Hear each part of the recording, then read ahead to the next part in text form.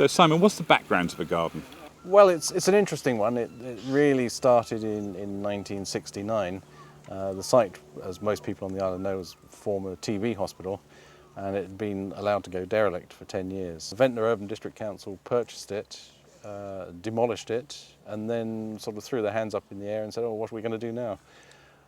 Decided that they would turn it into a public open space with covenants on it to keep it as such. Very brave thing to do.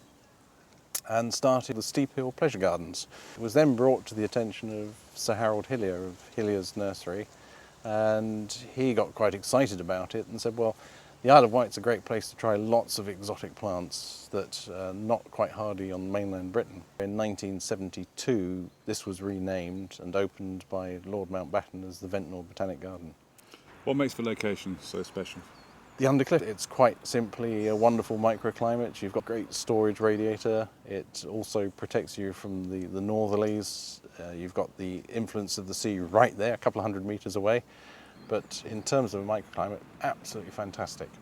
And there's stuff growing outdoors here which just really shouldn't be. These days we hear an awful lot about climate change, but the garden has gone through its own ups and downs generated by the weather, hasn't it? Oh, we've just had one, the worst winter since 1986 when I first came here. I firmly believe that there is climate change going on.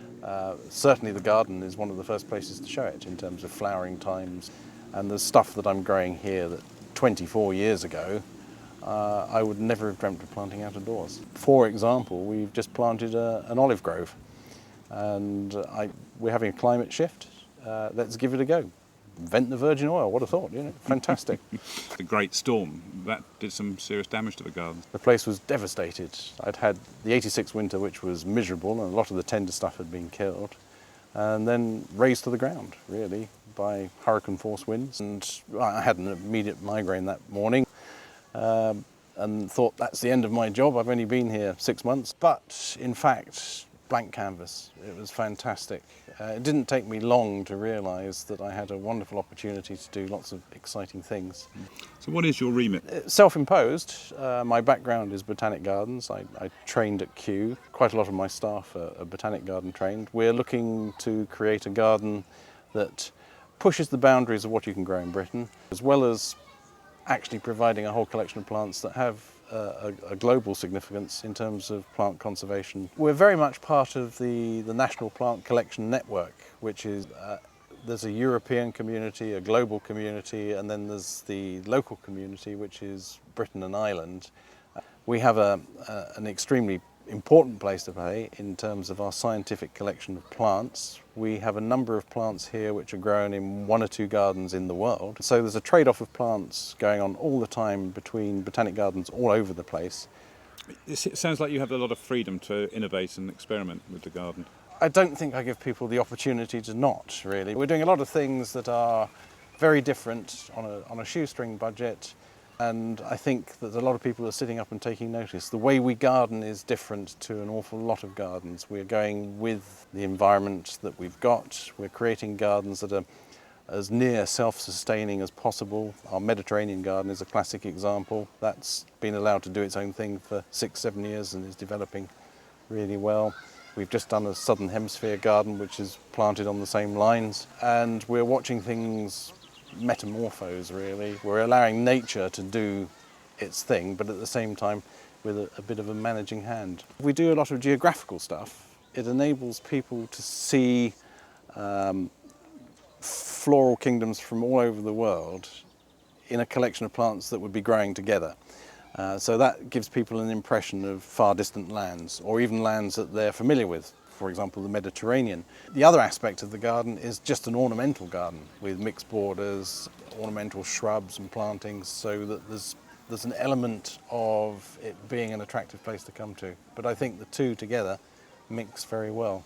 We have a massive educational role because obviously we are very, very focused on the fact that there are huge environmental issues facing us, and the plant kingdom is absolutely essential to resolving many of these problems. People go on and on about destruction and loss of species. Well, I changed from being a geologist to being a botanist because the whole plant thing is essential to our life. It's everything to us. It's our food, it's our clothes, it's our medicine, it's the homes we live in. And without all of that, we wouldn't have all the insects, we wouldn't have any creatures on the face of this earth if it wasn't for green plants. And they are vital. The desertification of large areas of the world can be reversed by looking at plants to grow in semi-arid conditions, plants that will tolerate being watered with brackish water, because water is going to be a major issue.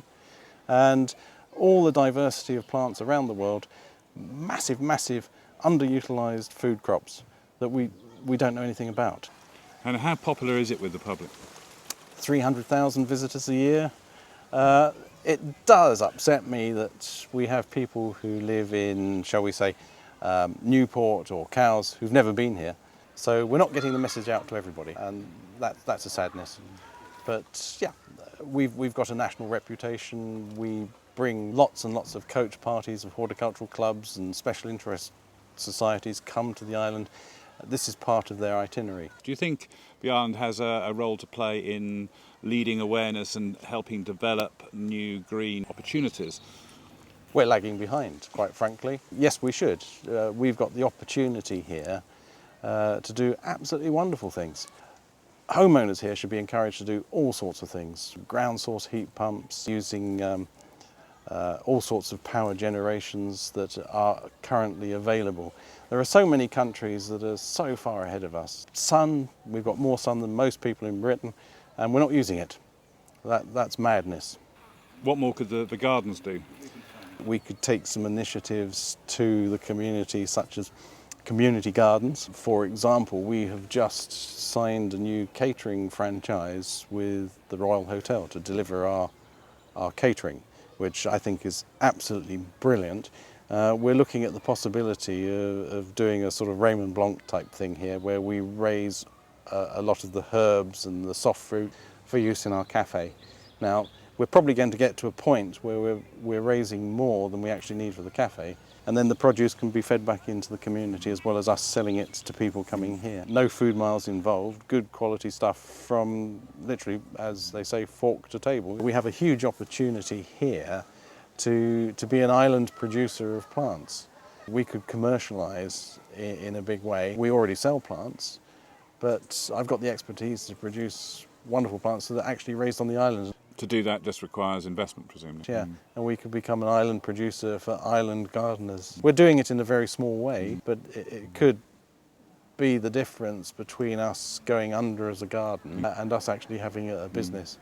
10 years' time, I'd like to see a major self-sustaining glasshouse that is energy efficient to the point that we're actually putting energy back into the national grid. We're looking at rainwater capture, we're looking at grey water usage, we're looking at everything sustainably. 95% of our plants are going to be raised here. We're going to have plants that we make available to everybody on the island. We're making as much of our own compost as possible. We look to completely be truly, truly self-sufficient. There's an awful lot of people that are making a lot of mileage out of self-sufficiency, and they're not. They're telling the story, but here, in this little garden, we could do the lot. We really, really could. Public funding won't touch the sides. It would have to be lottery funding, and then of course there's all the business case to write. Hey, I'm a botanist, you know. I don't write bids. So what about training? Can you introduce young people to the joys of botanic gardening here? The whole idea of training, apprenticeships, giving a future to young people, burning desire for me. We could take 8, 10 youngsters here every year, train them, feed them back into the community. They could become valid employees of landscape companies. And we've got the ability here to create a horticultural academy of the highest quality. I think this is a huge missed opportunity. What's it take to make that happen? A rocket up somebody's backside. And where better to train somebody in a nationally recognised garden with expertise.